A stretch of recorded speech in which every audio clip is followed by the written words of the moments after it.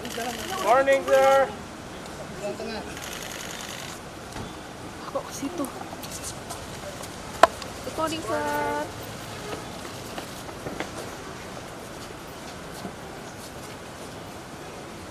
Terima kasih. Assalamualaikum warahmatullahi wabarakatuh. Selamat siang rekan-rekan media sekalian. Bahwa tadi pagi jam 8.30 saya mendampingi Pak Presiden untuk menerima Pak Mr. Satya Nadella, CEO Microsoft bersama timnya untuk membicarakan berbagai langkah dan kerjasama serta investasi Microsoft di Indonesia. Nah, angkanya sudah dirilis. Microsoft berkomitmen untuk berinvestasi sebesar 1,7 miliar US dollar. Itu kalau pakai kalkulator tadi saya hitung nilainya hampir 28 triliun rupiah untuk mengembangkan AI dan cloud di Indonesia. Jadi ini angin segar bagi kita semua sebagai negara, sebagai bangsa, bahwa Indonesia sangat diperhitungkan dalam kancah ekosistem digital global.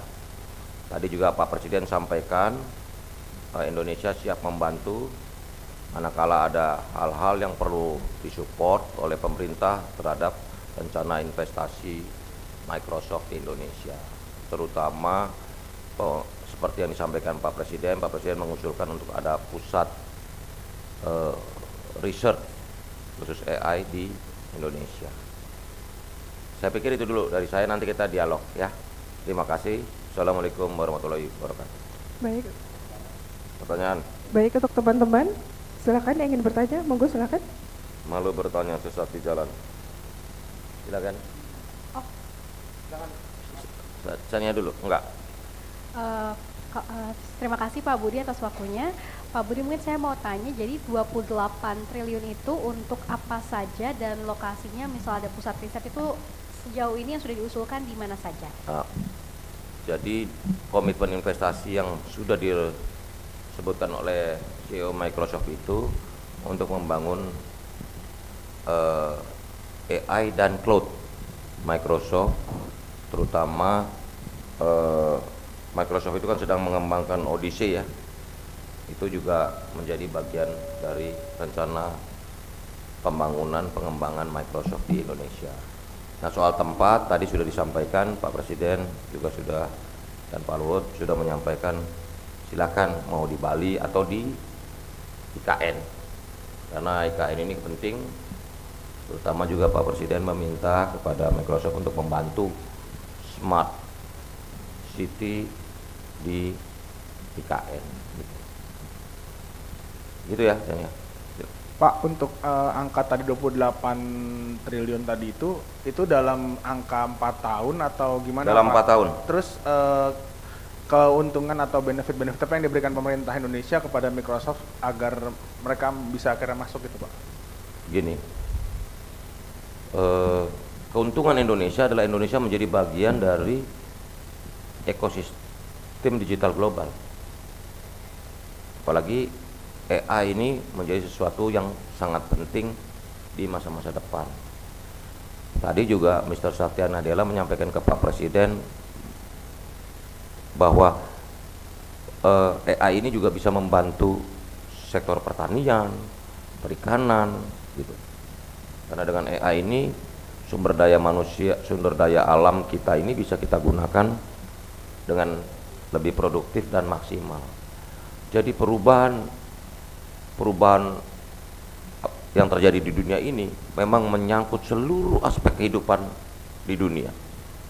Jadi bukan hanya GovTech, bukan hanya di bidang teknologi itu sendiri, tetapi juga hal-hal lain seperti pertanian, perikanan, GovTech, ya bisnis pasti, gitu loh, dengan digital ekonomi dan lain-lainnya. Jadi kerjasama kolaborasi dengan Microsoft ini bisa sangat membantu Indonesia untuk melakukan transformasi digital. Pak Presiden tadi saya sampaikan ke Mr. Satya Nadella bahwa digital transformation is the important thing to Indonesia. Hal yang sangat penting di Indonesia adalah transformasi digital. Dari rencana itu mereka berencana membangun selama 4 tahun itu ya, itu ingin mencetak 840.000 digital talent khusus AI di Indonesia. Begitu. Dan Kominfo punya yang namanya Digital Talent Scholarship. Tadi saya sudah sampaikan, nanti didetilin nih. Setelah pertemuan ini kita akan mendetilkan semuanya dengan pihak Microsoft. Karena kalau 840.000 dalam waktu 4 tahun berarti setahun 210.000 loh. Iya kan? 210.000 orang Indonesia, anak-anak muda kita nih. Bisa kita latih skillnya untuk bisa menguasai teknologi AI. Nah, ini kan pekerjaan berat kan, makanya pemerintah harus mendukung inisiatif-inisiatif dan prakarsa dari Microsoft. Microsoft ini kan perusahaan yang sangat dikenal di dunia. Kalian aja semua pasti kenal, iya kan? Nah, itu dari mulai kita itu semua udah Microsoft. Nah, ini komitmen ini menurut saya angin segar ya buat Indonesia. Setelah sebelumnya kunjungan Apple, ini Microsoft ini luar biasa. Jadi Indonesia ini betul-betul sangat menjadi menjadi magnet untuk banyak didatangi oleh global player, pemain-pemain global untuk terus sama-sama mendukung perkembangan kemajuan teknologi digital di masa-masa depan. Begitu ya?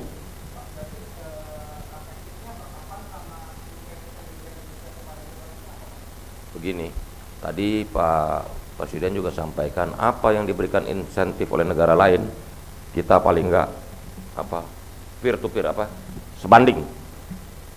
Kita nggak mau kalah dengan negara lain. Karena ini soal investasi human capital, orang jangan berpikir investasi itu cuma bangun fisik segala macam loh. Membangun manusia, human capital tuh sangat berharga loh. Gitu.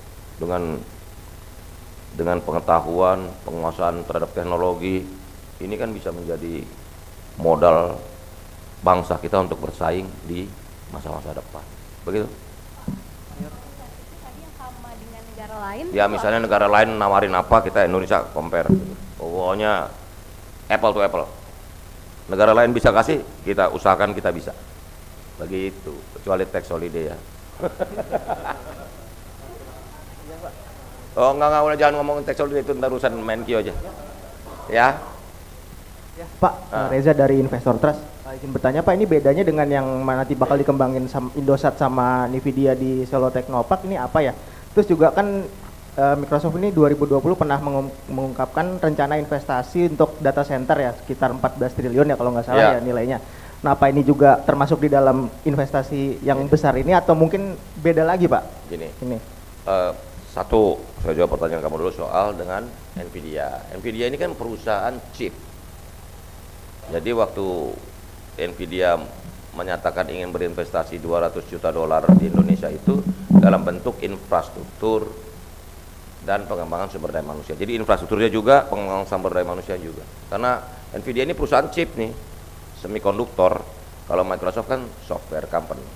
Nah, kalau soal nilai investasinya yang pasti angka 1,7 miliar US dollar itu udah di launch oleh Mr. Satya Nadella tadi di perjumpaan dengan Pak Presiden. 1,7 miliar dolar dalam 4 tahun untuk pengembangan AI dan cloud di Indonesia. Ya. Ada yang lain? Ya soal detailnya untuk apa segala macam juga dia bisa bangun cloud termasuk juga data center. Nanti dia kan opportunity di Indonesia banyak. Seperti disampaikan Indonesia ini kayak green energy loh. Jadi digitalisasi teknologi digital, energi terbarukan tuh luar biasa daya dorongnya loh buat perubahan ke depan. Harus dan sustainable kan. Nah, Indonesia kan punya potensi air, matahari, geothermal, dan tren ke depan dunia data centernya harus menggunakan green energi bersih, energi yang ramah lingkungan. Oh iya dong, pasti kita punya semuanya. Apa yang nggak kita punya? Air kita punya, matahari kita punya, geothermal kita punya besar. Itu. Kita ini negara yang kaya sumber daya energi terbarukan. Cuman kan belum dikelola semua. Ya. Oke, ada yang lain? Cukup?